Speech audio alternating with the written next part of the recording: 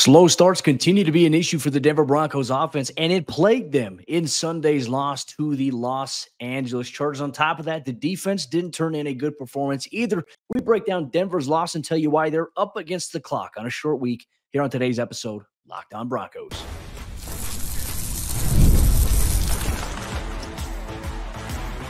You are Locked On Broncos, your daily Denver Broncos podcast.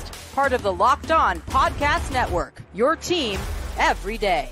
It ain't 4 straight wins for the Denver Broncos as they fall at home to the Los Angeles Chargers. Justin Herbert gets his first win in Denver on Sunday as Denver's offense sputters in the first 3 quarters of this match. We'll break all that down here on today's episode, Locked On Broncos, your daily Denver Broncos podcast, part of the Locked On Podcast Network, your team every day. Thank you so much, Broncos Country, for tuning in. Once again, making us your first listen. If you're an everyday listener, we appreciate you as well. Make sure you subscribe or follow for free on YouTube or wherever you get your podcast so you never miss out on what's going on with your favorite team. Through the wins, through the losses, there is a lot to break down, and certainly Sunday's game, there's a lot to discuss here. I'm Cody Roark, Broncos reporter for Mile High Sports, joined as always by Sayre Bedinger, site expert, predominantlyorange.com. Today's postgame report brought to you by Prize Picks.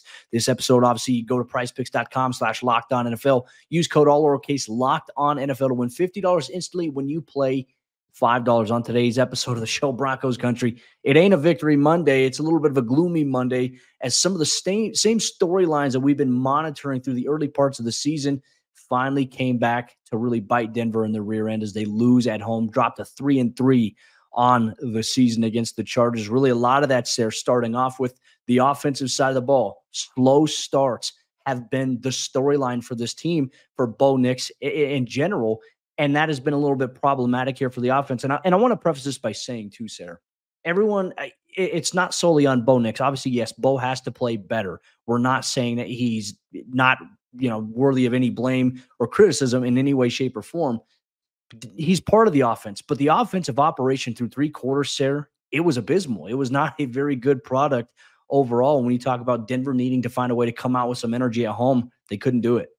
They couldn't, and we talked about this in the lead up to the game, but not converting on third downs continues to be a problem. The Broncos just 3 of 11 on third downs against the Chargers, and that led to the Chargers kind of dominating the time of possession in the first half. But the one time the Broncos did have a little something cooking offensively, they get up past midfield, right? And Javonte Williams fumbles the ball. That leads to 7 points for the Chargers right before the half to put them up 20-0. So it was at that point that I think everybody in Broncos country was like, all right, when it rains, it pours sort of thing. Like, even when the offense is getting something going, you fumble the ball away and you can't have anything nice. And obviously early on, the turnover from Bo Nix is anything but ideal. The interception that went off the hand of Marvin Mims. And I think, Cody, as we go through the ebbs and flows of every game here, it's exhausting to feel like, man, everything is crashing down after we just celebrated 3 straight wins for this team. Bo Nix being the first rookie quarterback in franchise history to win 3 straight. Now it's all right. Who's in the draft at quarterback and who's going to be in free agency? Who can the Broncos trade for? Because obviously, Bo Nix is never going to be good. Like, I understand that there's certain areas of the fan base that gets really frustrated with like being overly optimistic and, believing in the best in things. And there's other sects of the fan base that get really frustrated with the idea that, okay, like you're being so negative that it's like, it's breaking any vibes that we have going right now. You're completely ignoring anything good that the guy has done.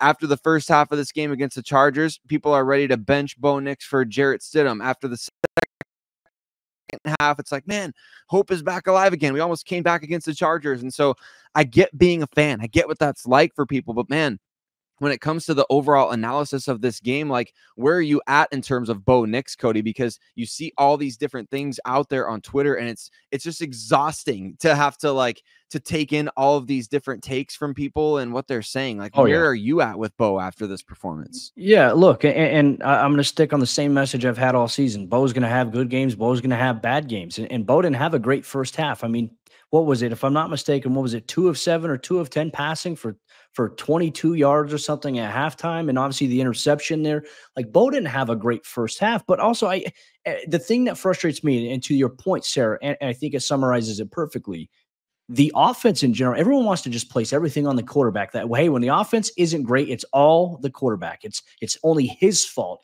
But it's not the fact that Denver has a new center. It's not the fact that Denver has a new right tackle. It's not the fact that Denver's got nobody at wide receiver that's getting open against the Chargers' zone defense. It's not the fact that Garrett Bowles on a 3rd and 1 has a false start and backs you up to a 3rd and 6. And like that, it's just one negative play after another. It kind of compartmentalized here for Denver. The idea is, like, we've already acknowledged this. Bo is going to have moments where you're like, hey, like, he's got to be better. And certainly in the first half, like, Bo was not in rhythm. You know, the passing game was not in rhythm, but Denver also couldn't run the ball effectively. The one drive, as you mentioned, where they started, hey, to rattle off a couple of plays here, Javonte fumbles.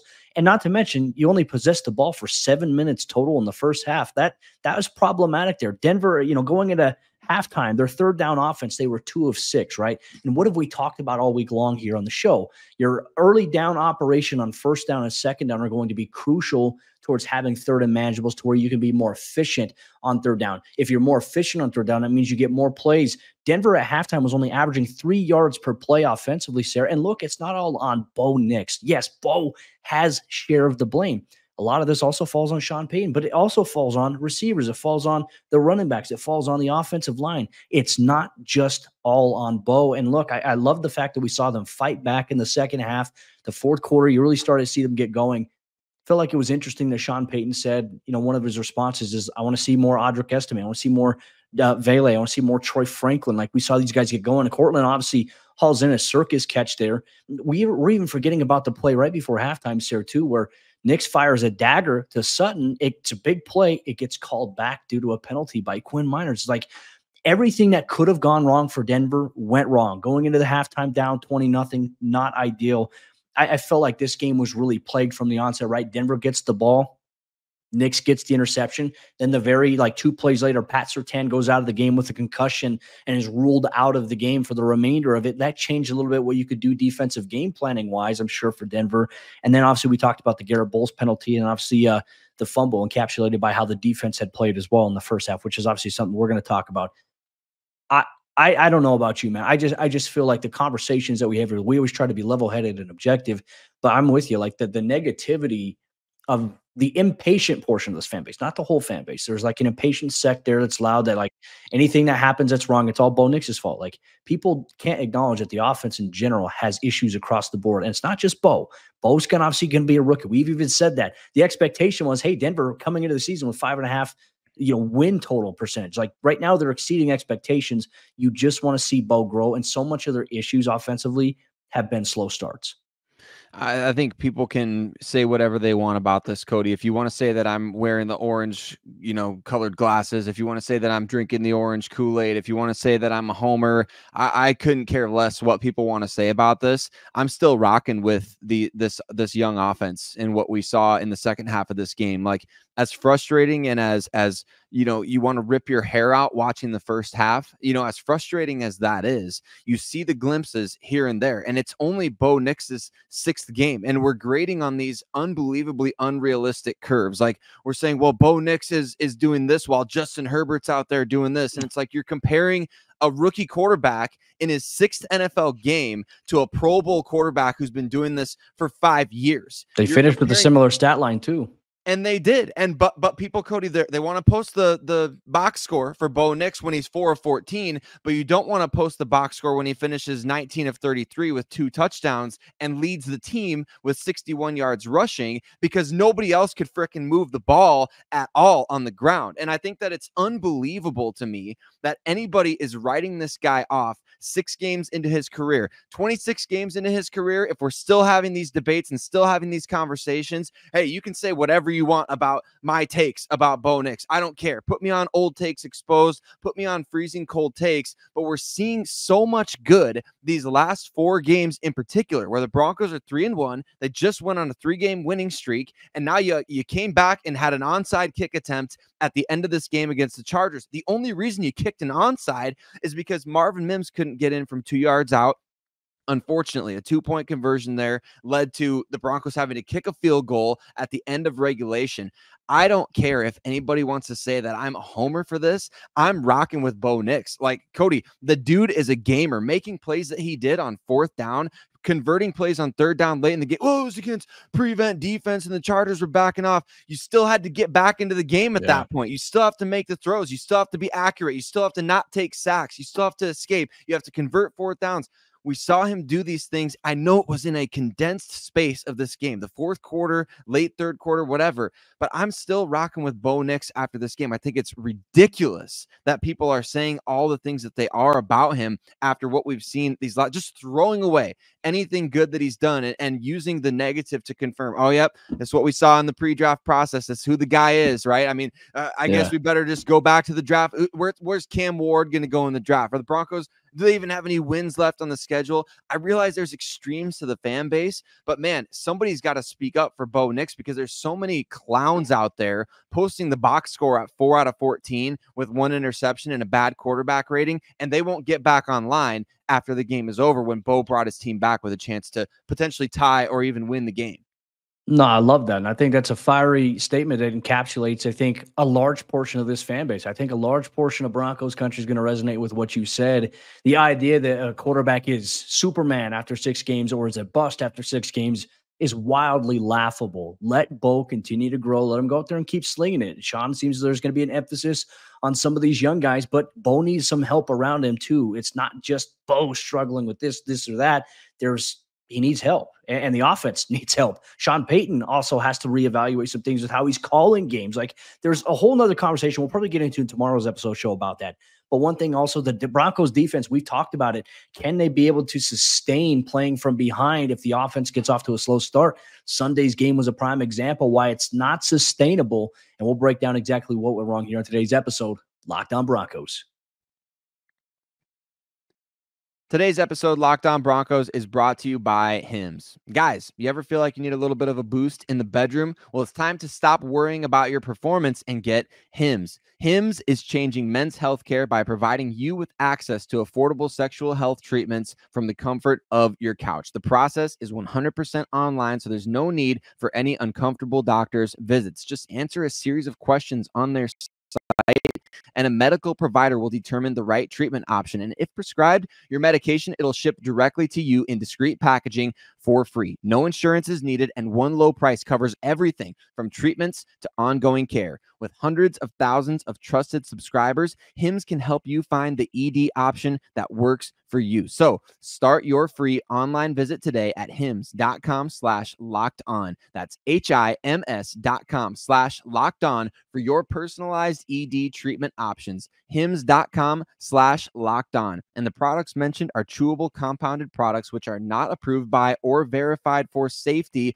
or effectiveness by the FDA. Prescriptions require an online consultation with a healthcare provider who will determine if appropriate. Restrictions apply. See website for details and important safety information. Subscription required. Prices varied based on product and subscription plan. And today's show is brought to you by Hillsdale College. Time, it's our most precious commodity, so don't waste it by scrolling through some mind-numbing content for hours and hours. How can you spend your time wisely to improve yourself?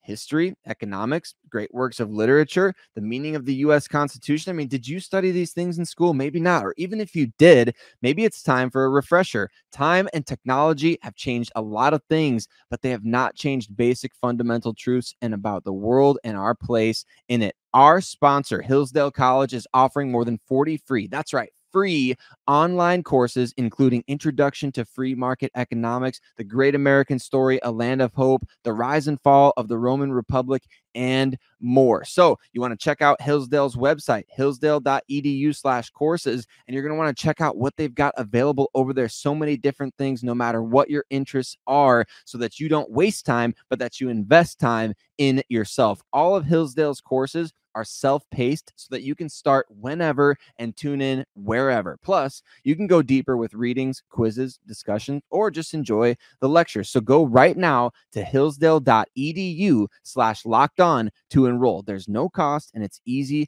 to get started. That's hillsdale.edu/lockedon to register. hillsdale.edu/lockedon.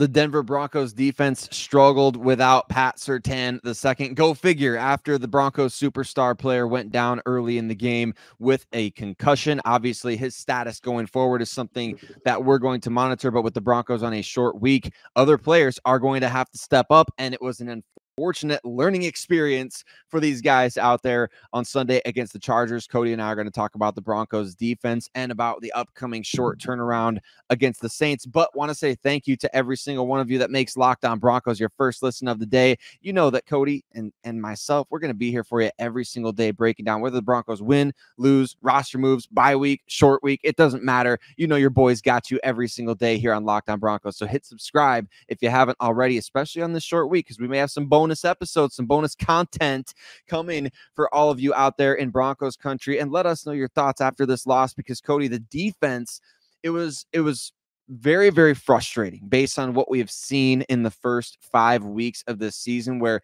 hey, we can count on the defense getting a stop. We can count on the defense getting a big time turnover, a big time sack, things like that. You know, you're going to get off the field when you get into 3rd and long situations. That's where this defense has thrived in the first 5 weeks of this season.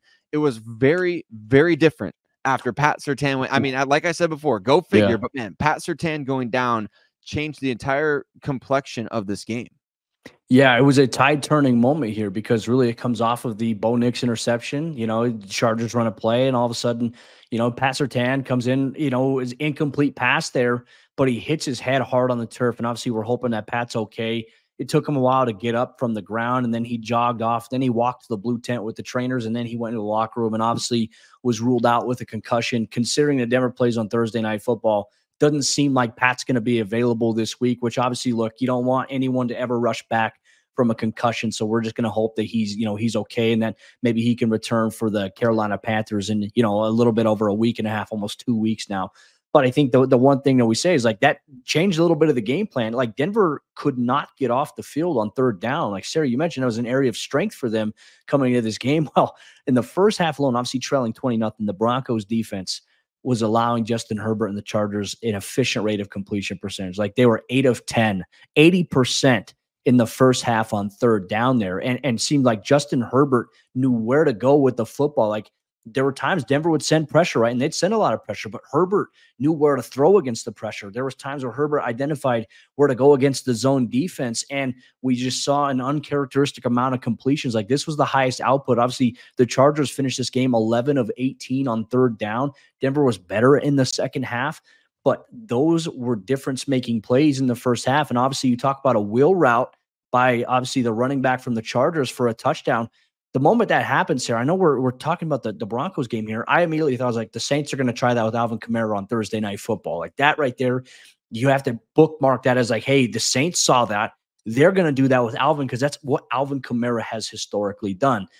So it's something to keep an eye on there, but just wasn't ideal, Sayre. I mean, too many coverage breakdowns there. You know, Colin McMillan on 1 3rd down had fallen down. I think it was on a 3rd and long, and it led to a long completion there. And it just, Denver, they got worn down there. I loved how they kept fighting and whatnot. Like, obviously, Nick Bonito, there's some positives. Nick Bonito getting a sack in 4 straight games. First Broncos outside linebacker to do that since Von Miller. That's obviously a testament. Zach Allen continued to play well, but just a couple of moments here and there defensively defined the outcome of this game. And a lot of it you can really equate to time of possession. Sayre, time of possession here in this game was so one-sided. Like, the fact that the score was 23-16 is crazy. When you look at the time of possession overall in this game, the Broncos had no shot. It was like 37 minutes compared to 22 by Denver. Like, that was unbelievable. And one of them was a 20-play drive that the Chargers ended up scoring on, which ended up being kind of the difference when you look at the total plays in this game. The Broncos only running 53 total plays compared to 75 for the Chargers, and it was really those elongated drives in the first half that ended up being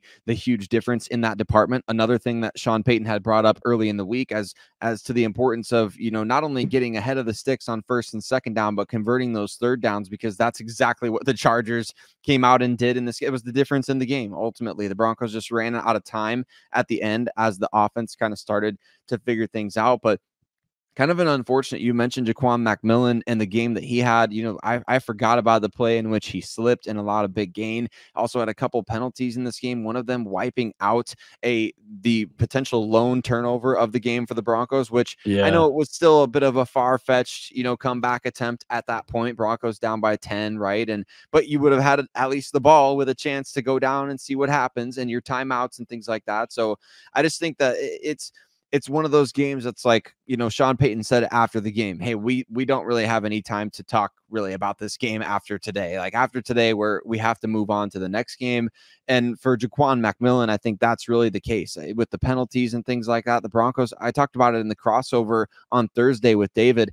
The Broncos corners have been called for a lot of pass interference penalties this season. They've been getting a little scrappy out there. And I know that, hey, when you play a lot of man coverage, when you rely on your guys and trust your guys to play man coverage, that's kind of to be expected a little bit as teams they throw the ball up to their guys. But this was kind of just a little bit sloppy from the defense in this game when it comes to tackling, when it comes to run fits, when it comes to like the coverage on the plate to Kamani Vidal that you mentioned, Cody, with Cody Barton out there in coverage, I believe it was. I don't want to, I'll have to go back and watch, but yeah, that sounds right.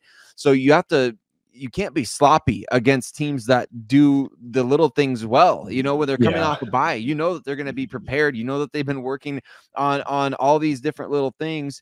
So you have to be as disciplined as them. And the Broncos just weren't defensively in this game. So I'm expecting a big bounce back against the Saints, Cody. When you have a team that's got a rookie quarterback, this Denver defense is going to be ticked off after getting kind of, you know, they got dominated let's just put it how it is. In the first half of this game, they got absolutely run up and down the field, and it wasn't all the offense's fault either. Yeah, no, 100%. Look, you gave us some explosive plays, some big runs.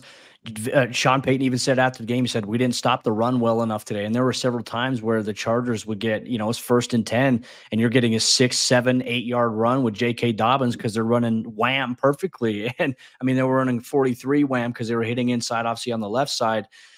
I just felt like Denver had the wind sucked out of their sails in this game. And when you're in a 20-0 deficit coming out of halftime, and obviously the Chargers get the ball to start the second half, you're exhausting a lot of energy to try to close that gap. And look, obviously Denver fought back valiantly in the second half.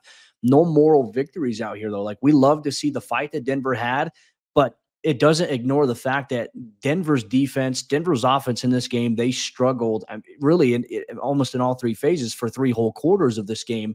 You can't just turn it on in the fourth quarter. And that's why I think it really goes back to the whole conversation we talked about, saying, hey, like, Denver's defense is really, really good. I think the injury to PS2 definitely threw some things off, because then it changed what Denver had to do personnel-wise. You know, when they went to the nickel, when they went into base, you had to throw somebody else out there. Like, you know, if you had to come out in a dime situation, like this was a game where Denver, more so personnel-wise, went a little bit heavier because of J.K. Dobbins. It didn't work out. We saw Nyoma Uwazurike get his first action, and look, he didn't look like he was ready to be on the field just yet defensively. And I understand you want to try to get the box with some big guys there to try to stop the run.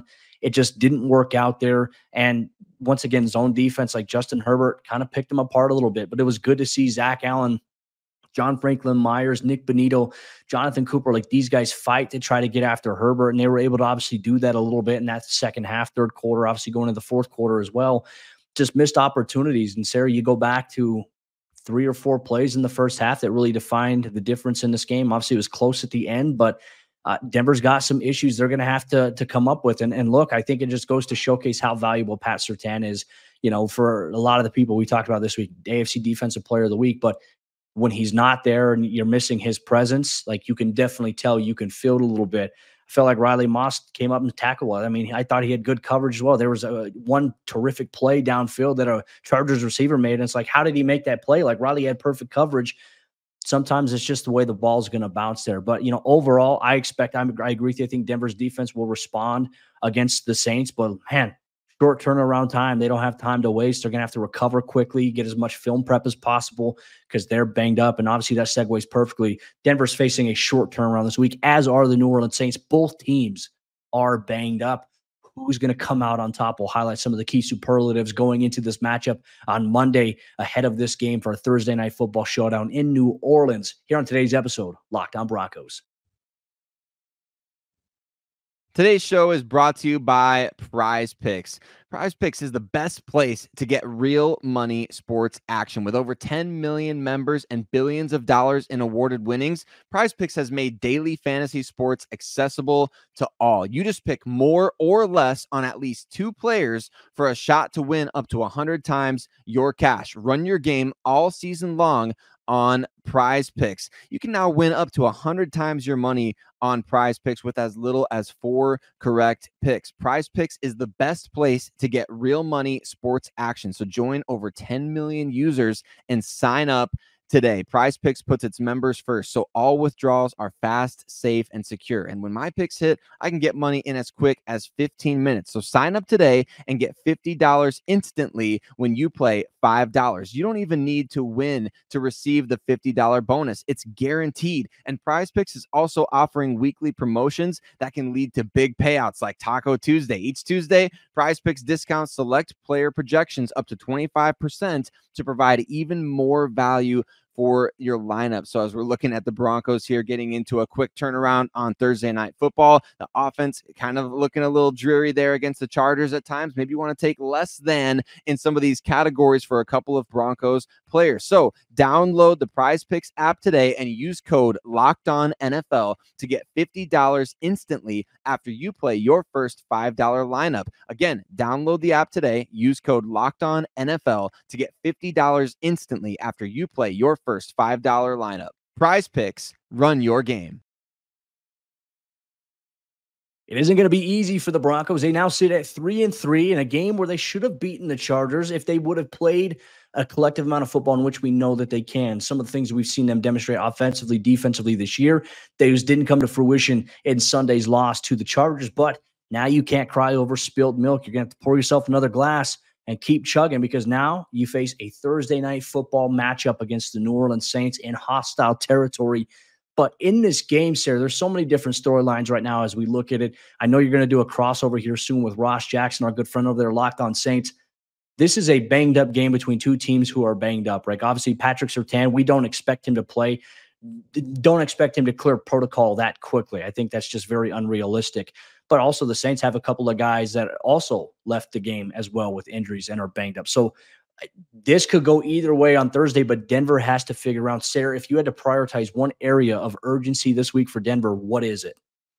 Well, I think the area of urgency is you've got to figure out a way to get whatever you've got going offensively late in the game against, the Chargers. You've got to figure out a way to do that early on in the game. I don't know if it's just as easy as, saying it and doing it, right? But what was working in that area of the game? Is it just allowing Bo to go out there and not just, okay, play out of structure, do whatever you need to do to get a first down? But I mean, we saw it in the first half of that Tampa Bay game where the Broncos came out offensively and they were playing with tempo. Sean Payton even said after the game, when he was asked the question, like, can you guys do some of that stuff early in the game? He's like, yeah, we can. And in fact, we have. And it's like, we saw that against the Tampa Bay Buccaneers. So what we saw against the Buccaneers, when are we going to see that again early on in the game? Like, I get that you may have a script, or you may want to get Javonte Williams going, or you may want to get the running game. Just you want to really establish that early on.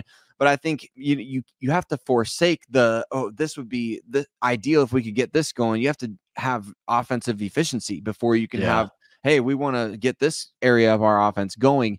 The Broncos found a groove there late in this game, and I think you have to allow Bo Nix to go out there and make plays and do what he does best. Get him out there on the move. Get him comfortable early on. Don't have him facing those heavy pressure looks on 3rd and long when you're trying to just, hey, we want to run the ball. We got to get it going.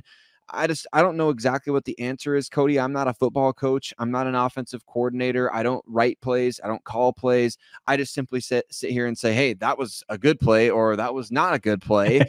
and I think that the Broncos have to figure out a way to, okay, what you're doing well, what you're doing right, figure out a way to do it earlier on. That is the urgency against the New Orleans Saints. Yeah, and look, I think a lot of that is up tempo. That's something Sean said after the game is they went up tempo. But he said, when we had the false start penalty, he said we went up tempo. The one that was with 3rd and 1, and they went backwards. He said that was up tempo. He said Javante's fumble. He said we were up tempo at that point, and so it's like they were going up tempo, but they had a couple of negatives happen there.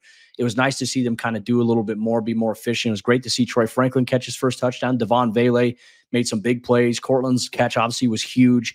I think we may see on Thursday night here, this may be where we see Audric Estime get the first carry, just to, see a little bit of a spark in the run game. Denver's first 2 runs on Sunday, Sayre, it was Javonte Williams for 1 yard, and then obviously the Bo Nix interception on 3rd down. So that was not a great start there for Denver offensively. They're going to have to come out with some urgency. Look, they'll practice Monday, they'll practice Tuesday, they travel for New Orleans on Wednesday, and they're going to get there Wednesday night. You don't have a lot of time. And I think that's the challenge is like, how much time do you really have to game plan for the Saints? And also the same thing, the Saints have to prepare for the same exact thing, except the fact that they get to stay at home. They don't have to travel, but they don't have a lot of time to turn it around either. And I think one thing we saw, Tampa Bay, 51 points scored against the Saints. Look, it was 51-27. There's a high scoring first half, but there was a different story with the Tampa Bay Buccaneers against them in the second half, and the Saints really struggled. They turned the ball over there. This is where you have to get after Spencer Rattler a little bit. I think that has to be the game plan, but they also have a lot of weapons. I don't think Chris Olave is going to play in this game. He's also in NFL concussion protocol. They're banged up there. They think they lost one of their corners, if I'm not mistaken. I don't know if it was Alante Taylor, if it was Paulson Adebo. It was one of those guys there. But Denver's going to have to pass rush and get after Spencer Rattler and try to force him to make those same mistakes he made against Tampa Bay. You have to find a way to replicate that. But I don't know how you can come into this week and try to scheme that to be possible, considering you're just now coming off of this game, and now you have such a short turnaround. It's one of the reasons I hate Thursday night football. It's one of the reasons players hate it too. But unfortunately, it's the reality of the NFL right now. It is the reality of the NFL. It's all about the money. It's all about the Benjamins, isn't it, Cody? But I think for the Broncos, it really is going to be about this defense being embarrassed by what just took place against the Chargers. Like, okay, yeah, you held them to 3 points in the second half, and that's great.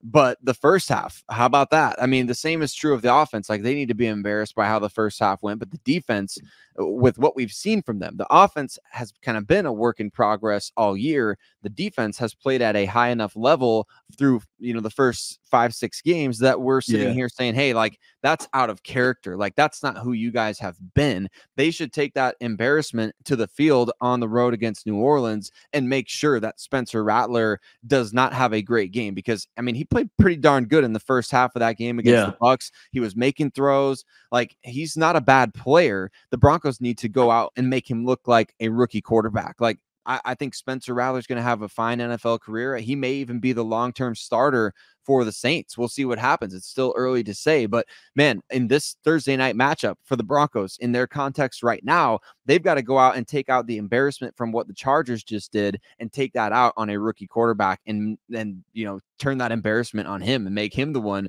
who's looking bad on national TV.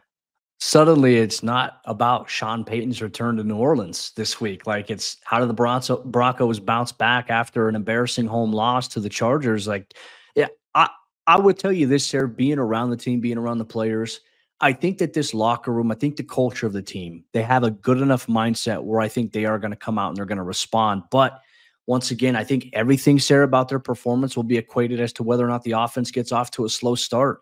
It's not ideal. And look, if Denver's defense can keep it close early, but if they're trailing 10-0 in a game, Sarah, like, that is very difficult. It's a tough position to put your defense in, but also this offense has shown that they can't play from behind consistently well. Granted, they made a little bit of a run, but the end result is still the same. It ended up being a loss on Sunday. Find a way to play ahead of the sticks and not behind the sticks, and find a way to just play neutral versus playing from behind on the scoreboard. Easier said than done. I know there's some cliches, but these are some storylines that have impacted this team through the first 6 weeks of the NFL season. Luckily, Denver's at 3-3. I mean, we talked about it earlier. All the sports books had Denver. Everybody in the national media had Denver projected at 5.5 wins, right? Denver's 2 games off from being able to match that, like to be where people expected them to be. I think Denver's playing above expectation right now. This game certainly was obviously disappointing. I don't think that this is who this team is, though. I think this is a young team that is going to continue to try to find their identity, but the offense has to get it going sooner rather than later because the defense, they've been doing their job. But in moments, there's going to be games like Sundays against the Chargers where, hey, there's not like it's not working. The ball's not bouncing your way. That's where you need the offense to bail you out a little bit. So we'll see if Denver responds here. Obviously, they'll be back on the practice field, a short week, short turnaround. They're banged up. So are the New Orleans Saints. But you know what? We'll have you covered every step of the way here, Locked On Broncos. The season isn't over. And more importantly, Bo Nix is still growing. He's still learning. So Broncos country, don't be so sour on it yet. I think it's way too early to label him as Superman. I think it's way too early to label him as a bust. You have to be patient, which I know is a tough ask because this fan base has been waiting for wins. They've been waiting for a quarterback for years. It's not just going to happen right away. As we've seen around the national landscape, around the NFL, each team's circumstances are different, and there are things around the offense that can be better for Bo, and there's things that obviously Bo can do better himself. We always say that we're objective here on the show. I think that's the most objective way that we can put it here. But with that said, Broncos country, we'll be back tomorrow for another episode of the show as we start to preview a little bit on the New Orleans Saints. We'll give you some Broncos injury updates as we have them. Denver's obviously going to practice, so there's going to be some media availability. What's the latest on the injury status? We'll go through all that on tomorrow's episode, Locked On Broncos.